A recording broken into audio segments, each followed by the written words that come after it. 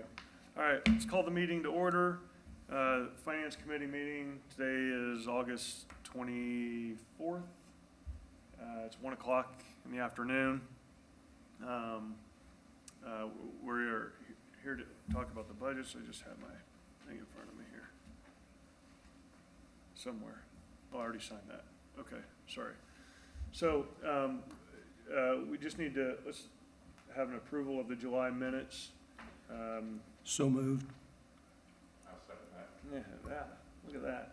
3 people making decisions. All right, so let's just move into discussion of the budgets. Todd, are you on the phone yet? Okay. Yeah, go ahead. He emailed me and said he was gonna try to be on the phone, but that's fine. You guys hold on, I have to start it out. Okay. Can you hear me okay? Yeah, There we I go. can hear you now. Yeah. So what I wanted to do is just, as we kind of work through this, and it's really to be an open discussion. I'd rather have it be that way. So that way we talk about each of the areas. And this isn't, obviously this is not, the be all end all, obviously, but it's just at least to start the process so that anyone who's wanting to listen, if any of the other city councilors are online as well, that they can listen and we're all kind of starting to understand where people are gravitating to, or if they have questions, maybe we won't repeat the same questions over and over again, okay? So Todd, feel free to jump in, like whenever, okay? I mean, don't feel like, you have to wait or something, all right? Okay. Okay. Okay.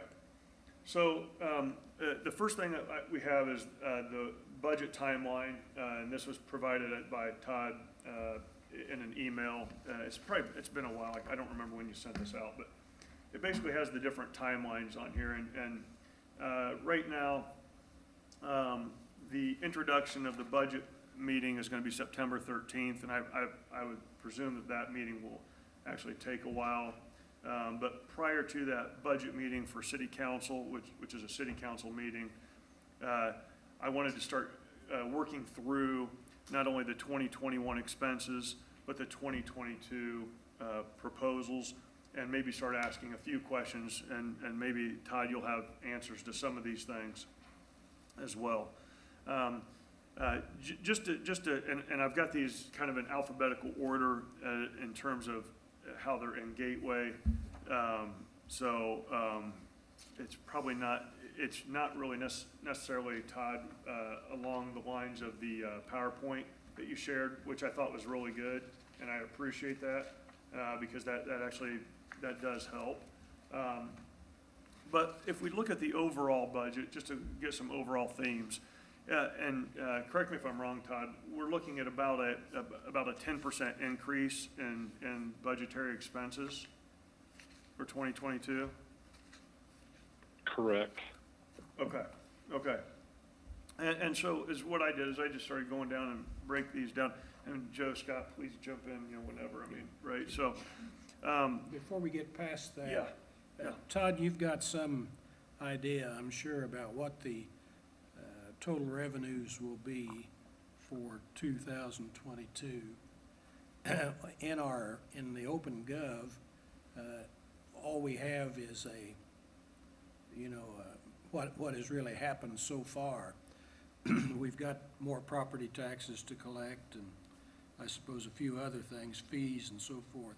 What number are you coming up with for total revenues for 2000? Counselor, yeah, go ahead.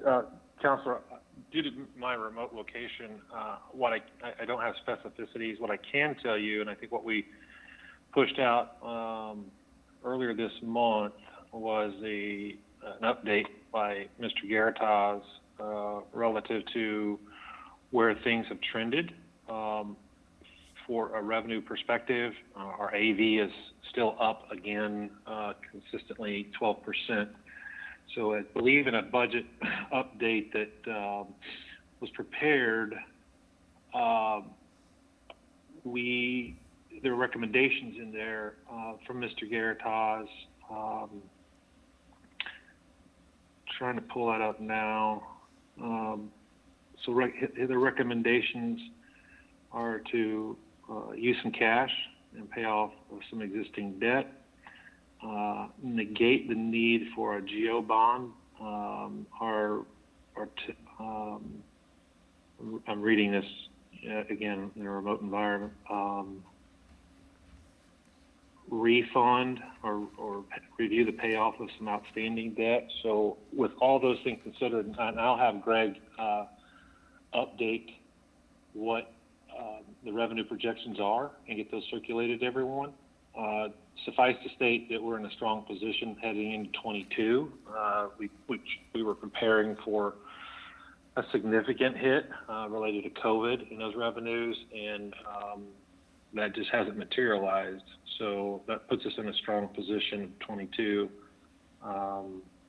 Again, I think most notable, and this group will be most interested in negating any reason for a geo bond in this preceding year. Okay, but that, there has to be a figure that, you know, if we're gonna be players in this, Correct. that figure is one that we're not gonna wanna go over, in other words. That's correct.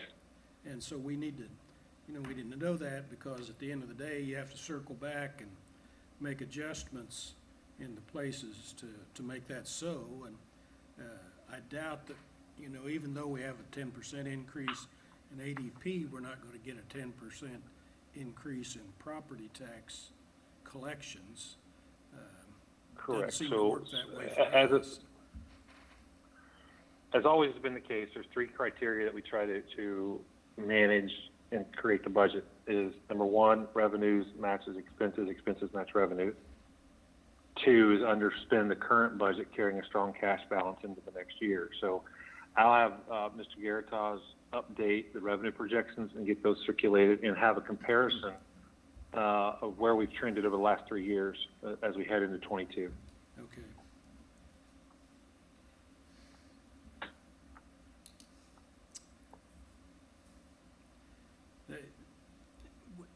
I think that's a good point, Joe.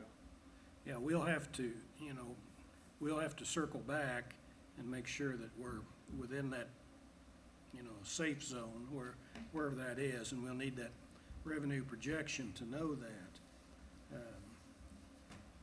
Yeah. Totally So- agree. Absolutely agree. Okay, so just kind of jumping into some of the highlights here. So when I look at administration, and I'm just starting with them because it starts with A, you know, and I go through the budget, and I look at the 2021 and the 2022, you know, obviously, one of the hot buttons, you know, at least for me, and I'm sure there's other counselors that are concerned about it as well, is the legal consulting and the consulting. So for instance, in administration, the $240,000 consulting, is that the amount that we were paying to, and I don't remember if it was Krieg DeVault or who it was, for PR? Do you know, Todd? Hang on, I was on mute. I assume you're referring to Bose Public Affairs. Yeah, that's that it, what I'm you're sorry, it's referring Bose to? McKinney, right?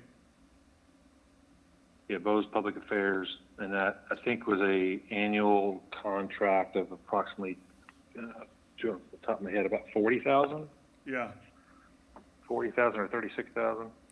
yeah, one of So the that things. would be embedded. Oops, Yeah, it sorry. would be embedded in that particular line, in that appropriation. Yeah, okay. So, you know, for instance, and I'm just throwing this out here, I mean, the other counselors can agree or disagree. You know, I said last year I didn't think that was necessary. I think that culminated from maybe the stage collapse over at the school at one point in time, that we don't necessarily need to allocate $240,000 to PR, or to a contract. Because one of the things that I would like to do, and you'll kind of understand is the theme here, is certain things that we can cut that we don't need. If, you know, my personal opinion is, I think that's probably one of them. Obviously, as the tone was set last night, the legal fees, I think, is absolutely outrageous, and it's something that at the end of the day, regardless of who prevails, or whatever comes of it, the taxpayers will get absolutely nothing in return. Whether someone is proven right, whether someone's proven wrong, no one will win except for the attorneys who get to bill, basically $800,000 to $1 million. So frankly, in my opinion, I'd like to see the legal and consulting cut. I do understand there's applications for the legal side, no matter who it is, for different things, but I would encourage the administration to look long and hard. We've already had one lawsuit that was actually ended up being dropped, and we probably collectively maybe spent close to $300,000 on it. And you will get absolutely no return for your money if you're a taxpayer.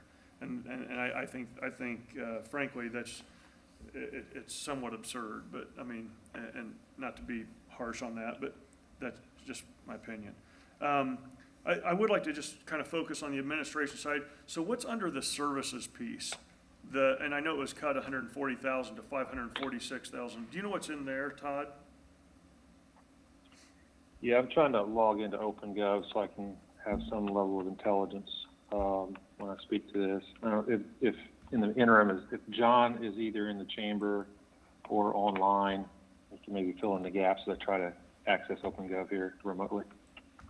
And I've got mine open, but and it's kind of and just so you know, Todd, that's kind of an overarching theme I think in all these budgets is we have services, and in some instances they're going up, some instances they're going down, but it's not really delineated necessarily, at least from what I can tell, what those services are. Well, there should be an exploded view under that appropriation within OpenGov. Expand that. It shouldn't just be a broad brush. There should be descriptions that sum up to each department's services appropriation. Expand Troy, if you look under services, if you click over to the left, there's a caret, and it will expand down the itemized list of everything that rolls up to. Right. So like in mine, it says itemization, 60,000, 16,000, 17, 30, 78. Yeah, and 50. then over to the right there, farther right is a description of what those dollars are for. Oh, I got you. So okay. And that's the case throughout the system. Just FYI. Okay, John, awesome. Thank you. I was ignorant because I wasn't sure what all the details were on that. So for instance, like on miscellaneous administration, $150,000, or it says mayor, $50,000 services. What is that? What, why are we even allocating money to things like that? Well, typically, we can go back and find the historical spend of those. It's in a situation where there is an unforeseen expense throughout the calendar year, and so we would have that ability to cover those. And I can't give you an exact for instance, but the historical spend would reflect what those instances have been over the long term. Okay. Yeah, just to be cynical here for a second, if those monies are set aside so that, we can launch the next lawsuit against somebody, I'm not for that. I don't want money set aside just for things like that. In fact, if we're gonna do that, we should move those dollars over to city council, and then we can appropriate them as appropriate. Well, and appreciate the comment, but this is, I think everyone will agree, and quite frankly, I use my history as an example of 25 years of service to this fantastic community. It's been an unprecedented year as it relates to legal expenses. I don't know that anybody sat at January 1st and anticipated this. I don't know that anybody did. So relative to services and miscellaneous, that's not reserved for what you've outlined as a concern. It's never been that way, and I don't anticipate it being that way. we've kind of broken our relationship with Craig DeVault. I mean, stopped it anyhow because of Brian Zinger leaving. And we're paying $50,000 a quarter to them. There'd be $200,000 that we might lop off right there if they're not providing any services. Now, I know they've got, those things have a long tail, and we've got this sign lawsuit, but I'd rather go on an hourly basis on that rather than $50,000 a quarter. We're surely not going to incur fees of more than $200,000 per year on sign litigation. And I don't know what Yeah, else. we can certainly revisit that engagement. You bring up a excellent point. There's it's a First Amendment lawsuit that originated in 2017. The city was sued. I think you've all been briefed on that.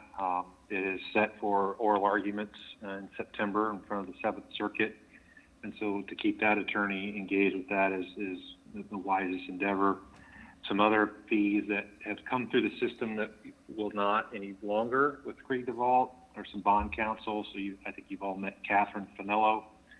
She has transitioned to a new law firm, and she's helping with the parking garage project, as well as the upcoming Trails project that I believe the Holiday Properties has reached out to many of you and discussed. So there are some of those other law firms, and keep in mind those particular capital projects would be refunded in bond proceeds as part of issuance costs for our legal work, not the private entity's legal work. But I would guess that with Craig DeVault, that $50,000 is just the right to talk to them when we want to. It doesn't cover any hourly work that they do on a case or on It's a, probably offset against the you think it's retainer. offset? I would assume I would think Okay, it is. all right. But that is something we need to get our arms around for sure. But if they're preparing for comments and the bulk is already behind us, I doubt the $50,000 a quarter is That's appropriate. what I'm thinking too. Yeah. I mean, so, And then anyways. we have this other, And- Bose, McKinney and Evans. They're a very able law firm. I just don't want to spend $240,000 for PR. I mean, Well, let me be clear. It's not 240 some to just Bose McKinney for that. It's about $40,000 a year. But if that's something that you want to strike, then we certainly can reevaluate that and do so. Todd, can you give us an idea then what the other 200 is for? it says bond financing, consulting. Yeah. Yeah. Bose Public Affairs, Barnes and Thornburg, 65,000, budget and appeal consulting. Yeah, I mean, it's, as an example, yeah, so under that consulting line would be work that anything that O.W. Crone would perform on behalf of the city.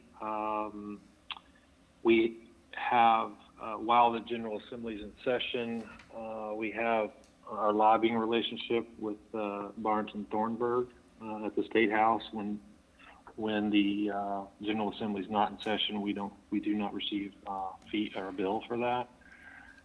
You can see budgeting consulting is $33,000. That's primarily Mr. Garataz, and we're helping frame the budget and then load it in for the state approval. The Bose Public Affairs is $42,000, and 65,000. But yeah, it's all itemized out in that open go. yeah.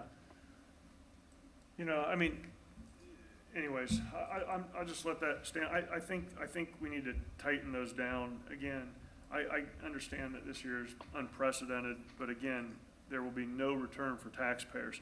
I'm just gonna give you a quote that I heard a gentleman say once, and it was about politics, and it was a senator for Colorado, I think, at the time. And he said, if you have good ideas, you should be able to persuade your opposition, not beat your thoughts into them, or they will never be adopted by the masses. And I think that's pretty good. And if you look at political discourse. Again, we don't always agree. In fact, we probably don't agree often. But right now, the way that the council and the administration is set, it's a combative, for the majority of the people on city council, everything's combative. If you ask for, legal fees separated out into three things, it's a smart ass remark, truthfully, why you're not gonna get them. That's really what it boils down to.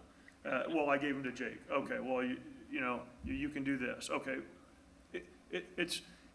If you want to continue to make a sport, as I've heard in the past, of beating on people, then we can continue that and add, $2 million to the legal budget, or some of these other things that maybe we don't need.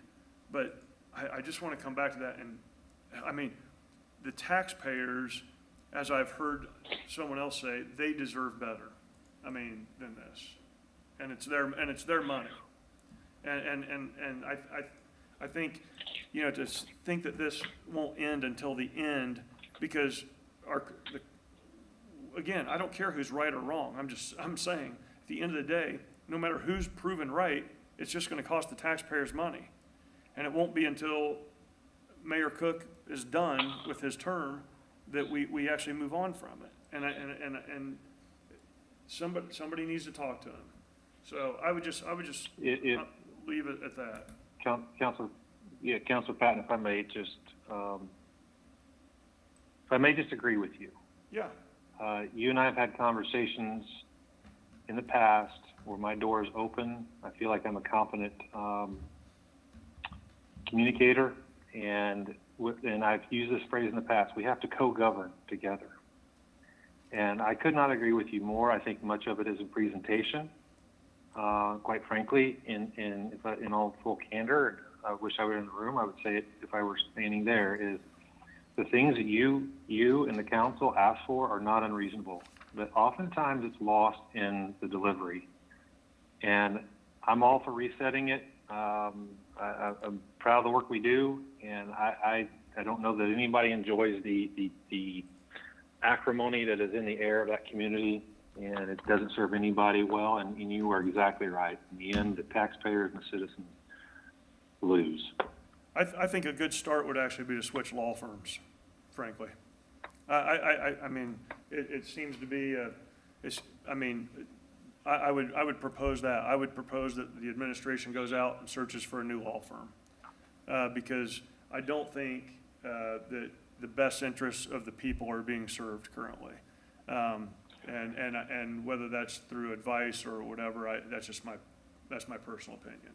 If I had a law, Todd, I understand it's not your decision, but if I had a law firm and it was combative like that, last night I actually went back and listened. My question was not pointed, it was not rude, it was just asking a question. And actually all I got back was fire. And so I'm gonna return that with fire every time. And that is no way to lead. And if I'm the leader of that organization, and I know that that's not you, but if I'm the leader of that organization, there is no chance I would invite that person back. I'd be bringing somebody that can bring people together as opposed to tear people apart. That's just, let's move on though. I apologize. So, hey, on a quick question, Todd, with Graham Park and the RDC, and you, because I really don't know this. I don't know what the answer is. So Graham Park, it looks like, is going to be net revenue positive, correct? From the budget. Correct. That's what William has reported. Yes. Okay. So, and here's a stupid question. The RDC, if they're overseeing that, do they get those revenues in, and then why don't then they allocate their budget as opposed to the city having the expenses on their side? Why wouldn't the RDC have those expenses on their side, as where then they pay out off those revenues? Correct me and tell me, because I seriously don't know. So. Yeah, so that's how it's framed at this point. We just put it in OpenGov and keep it with the rest of the financial profile. But any revenues that are received in William has built that budget into where then he expenses those things back out with those receipted revenues. So that's inclusive of his payroll for his staff. And so, for a more detailed explanation, certainly William can provide that, but I think in the macro, that's how it's framed out. Okay, so what's the answer to that then? I'm sorry, I'm not trying to be funny, I'm actually being serious. What's the answer to that? Does the RDC, and I mean, obviously they don't probably have a checkbook, so maybe the clerk treasurer still pays that out, but does that, I mean, why don't the revenues go into RDC and then their payroll is dependent on those revenues? You kind of understand what I'm saying, or, I mean, I may not be asking it right. Not actually. So all monies that come into the city obviously go to the clerk treasurer's office for accounting and then banking. And so I think in his appropriations are numbered the 600 series. And so revenues are brought in that way, and then expenses are through the assigned appropriation. So I'm not following your question exactly. He presented a budget and continues to do so to the RDC, but they're not using TIF dollars. If there's confusion there, they're not taking tax dollars from the economic revitalization areas and funding that. He's funded through the revenues he generates through all the user fees. Yeah, why does it go through DLGF then at all? It's because that's just how the process works, because they're public dollars. Because there's- when you're submitting those expenses to the DLGF,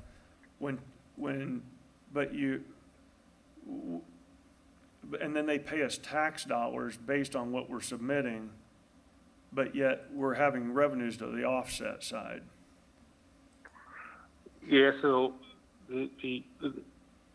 another way to explain this is it's not dissimilar from the fire department. So the fire department is wholly funded by property taxes, which obviously are all regulated by the DLGF. Also, that has to go through the DLGF is the fund of 268, which is EMS revenue. So those are non-tax dollars, but they have to be accounted for in order to be expensed back out.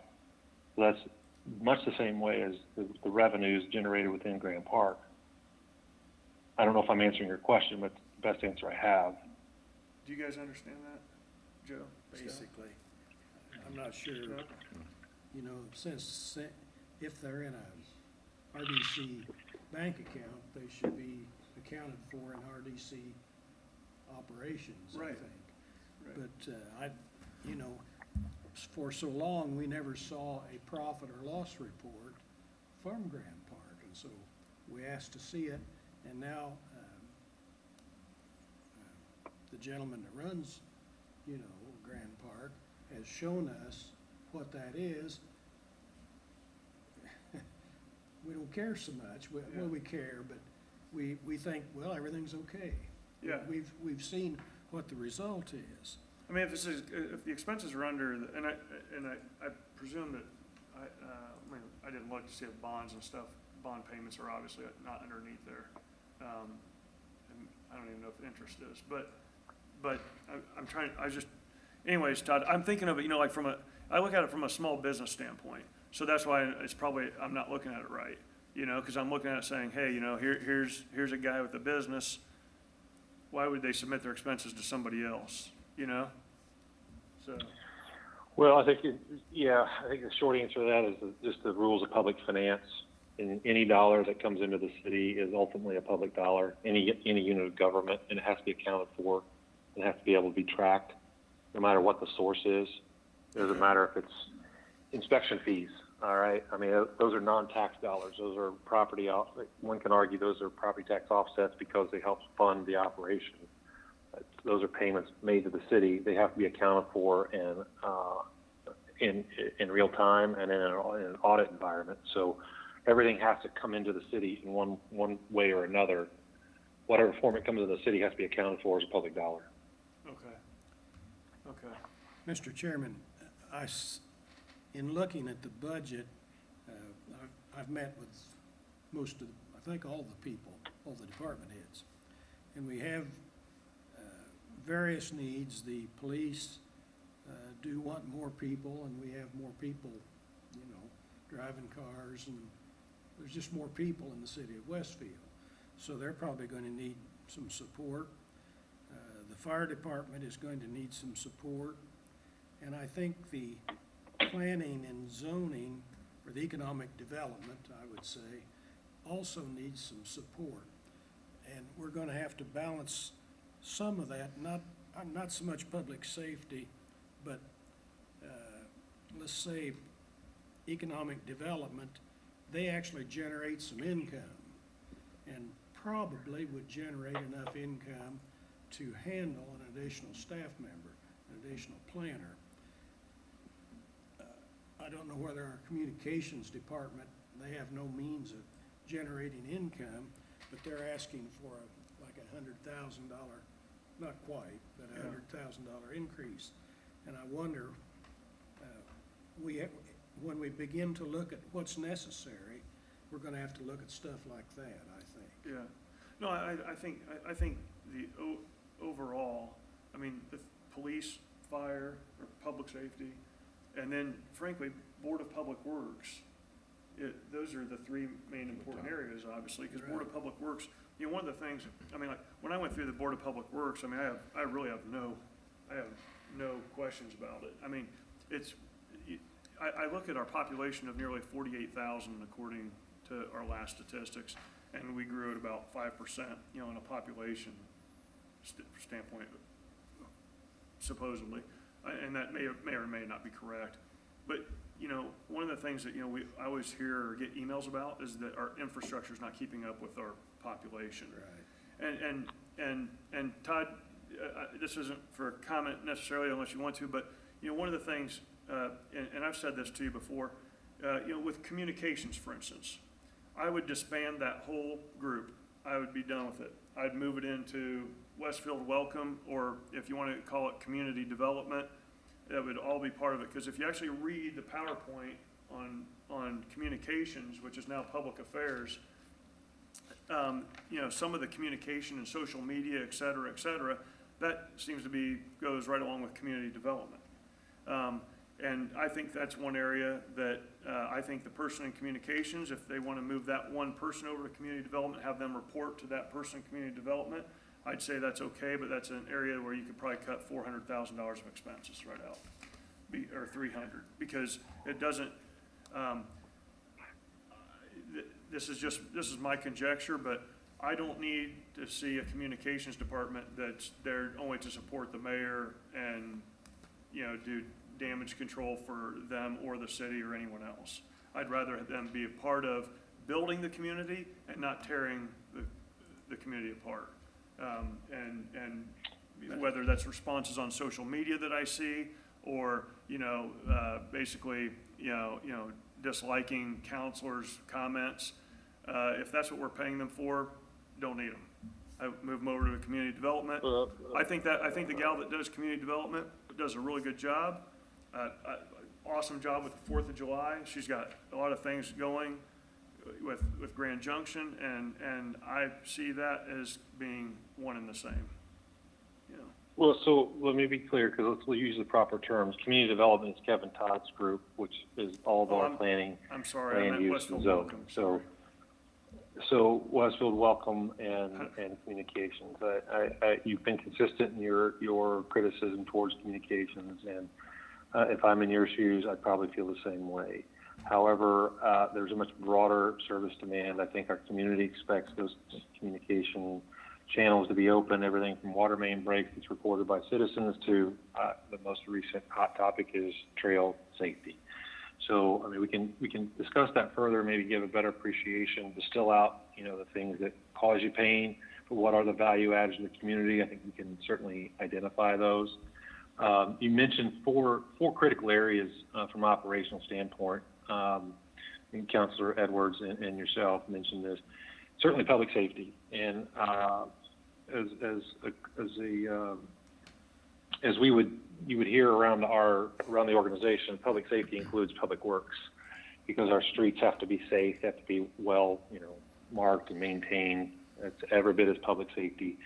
And those three critical areas of public safety, and I think you'll see in those budgets some increase in human capital, as well as community development, Kevin Todd's group, because when you have a growing community, there's a lot of demand that gets placed on those folks. And so if there are four areas, separate departments of growth and human capital would be those four areas for all the obvious reasons.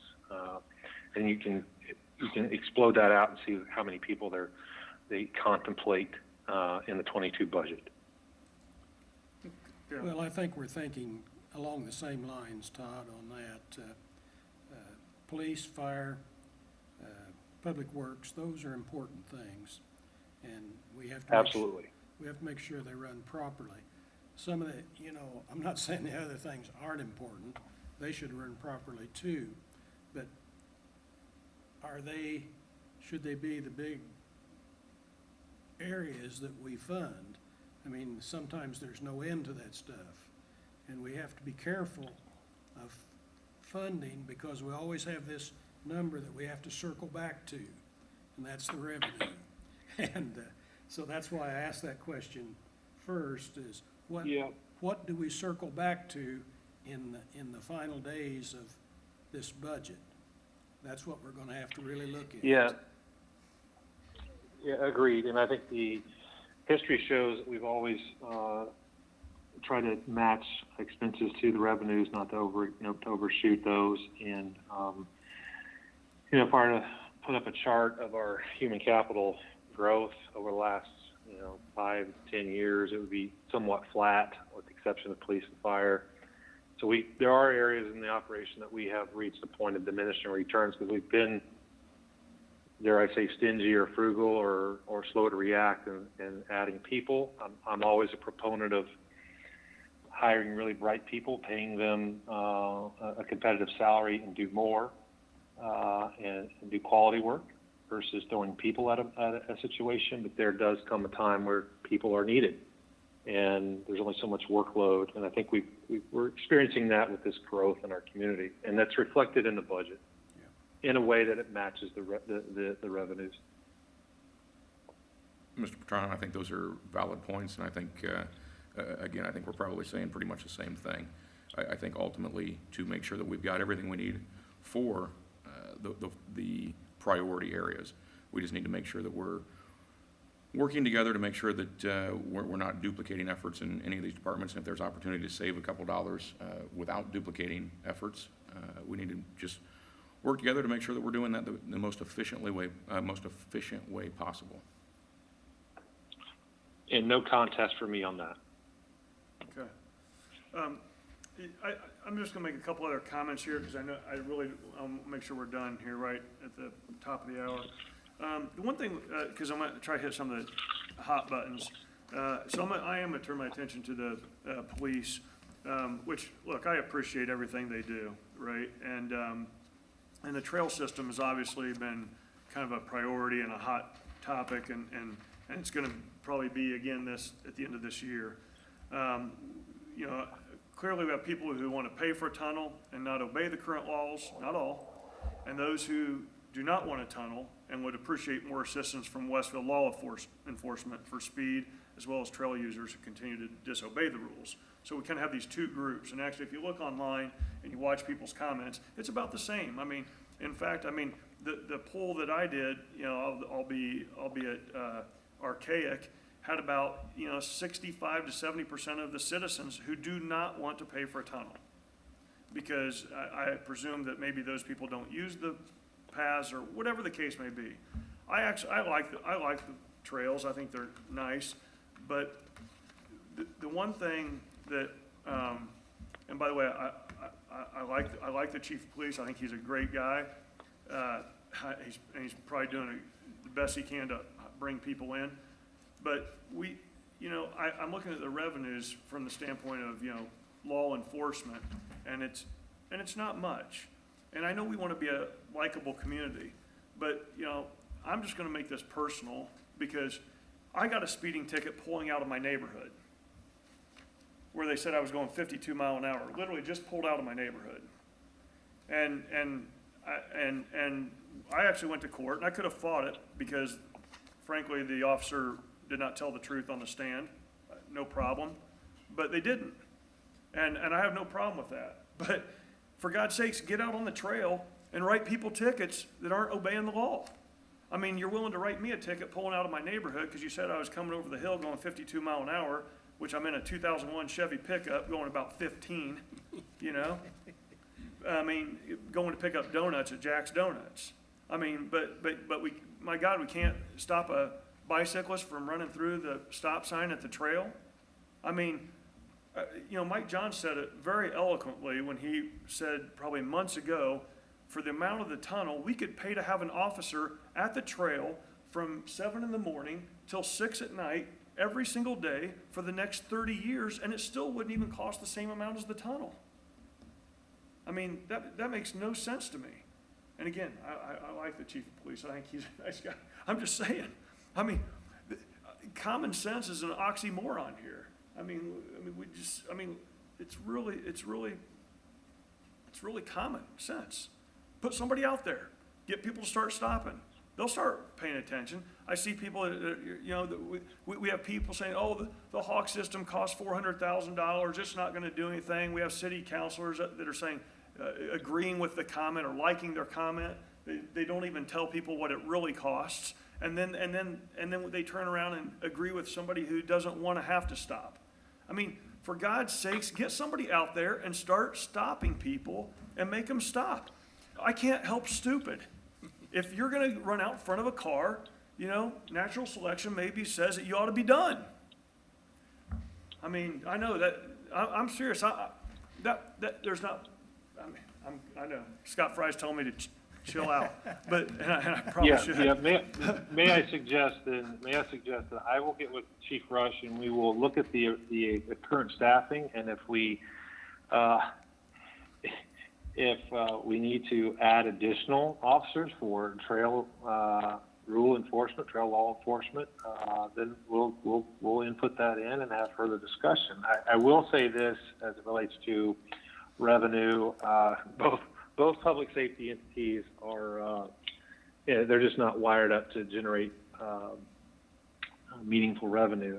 Now that has changed. That wasn't always the case with law enforcement, and you know, Councilor Patton, you were not a beneficiary of that apparently in history. But there's been some court rulings that really limit how our law enforcement can go out and issue citations and then create revenue as a result. So, and you look back at the past revenue histories of the police department, you'll see where that trails off in light of that judgment by the state Supreme Court, I believe, where it was challenged at. So that being said, I'll work with Chief Rush and see if the current staffing that he has or currently and then programmed in the 22 budget, if we need to add additional persons for assignment to our trail system, then we'll input that and bring it back to you.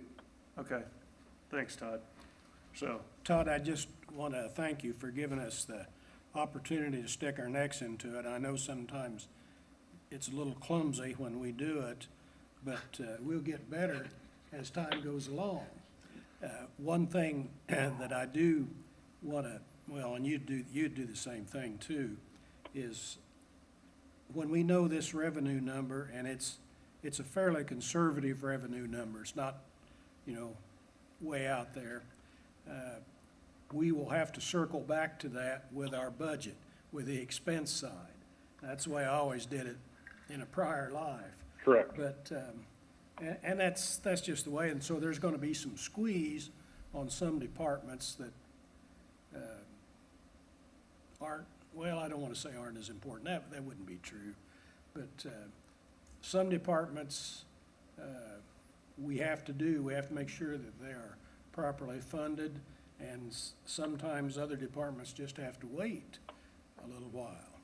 So that would be my guess. But the income number is the number that I would look at there. The other thing I'd like to do, I got an email from the mayor at 12:26 today, and he says his appointment to the audit committee. Now, this audit committee is basically a committee that's going to select the auditor for the 2021 budget, is Rebecca Ogle. She's also a CPA, I think. I like Rebecca. I think she's And- really good. Mr. Good selection. Mr. Patton, you're going to be the middle, you're a CPA. Yeah. And I did ask John Schaff, and John declined, but he recommended a Jeff Durham. Do you know Jeff Durham? I don't. I don't There either, it is. but we need that third CPA that the, Rebecca Ogle is the mayor's appointment. You, Troy, and whoever we select, I would prefer it be a CPA if we can, to be the third appointment. So still one appointment short, but I want to recommend Rebecca Ogle to you. I want to recommend Troy Patton to you. And we'll have that third appointment ready to go for the next city council meeting. Okay. Awesome. So I thank the mayor, Okay. and we'll get her done. Two other areas I just want to talk about real quick, Todd. One is guest services. With our population, I was just doing some reading that, so from what I guess I'd like to know maybe more about what they do, but as population grows, I would think this is one of the areas that not only can be automated, but also should become more efficient as population grows. And it looks to me like their budget is about 2.8 million. And correct me if I'm wrong, but I think we even automated some of the printing or something of I don't, it wasn't trash. We still do trash internally, correct? Yeah, so I'll just characterize what guest services does. That's kind of been a centralization on other areas. As an example, yes, we bill storm and trash internally. We use a Huntington's print mail services for that. This team receives all the inbound calls. We're still in the process of centralizing all the incoming calls for the city and creating a call tree. So what we did was shifted calls directly going to police and fire, as an example, and directing those into the guest services team. That alleviated, we reassigned staff in those areas. As an example, the police and fire department had forward-facing administrative assistants.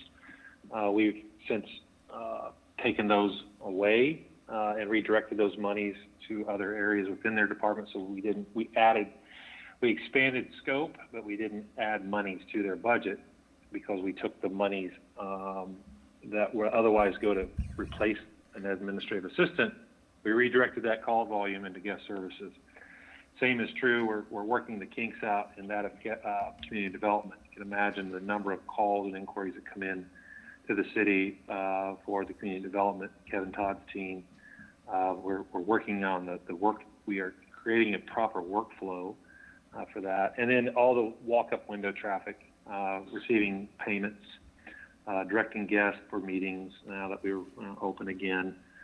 So that's a critical piece that we've centralized rather than duplicate those administrative functions throughout the city. We're trying to bring those all into one central point. Okay.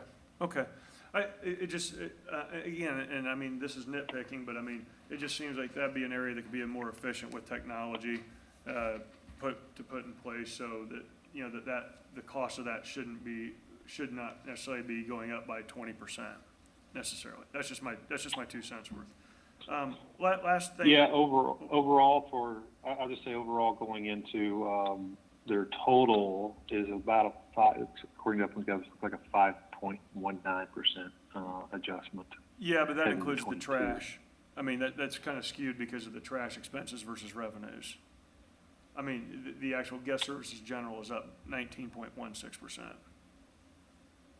Yeah, let me pull that up. I'll float that out. The- I'll look at that and get back to you. Yeah. So the trash kind of skews that. We can talk about that. I mean, and then lastly, community development, and I apologize, I know I said it before and I meant something else, but, so mainly, their expense increase is for the recent growth. But, one of the things I would like to think is that, as the city council becomes a little more discerning in terms of, neighborhoods that we're putting up, that we're not gonna need to hire 4 new people. I mean, for the, for community development and then 1 inspector. Maybe 1 inspector and 1 other, employee. I mean, I could see that, but, hopefully we're gonna start thinking, in fact, we haven't had many residential neighborhoods continue to coming in. I mean, I think they flooded us all before,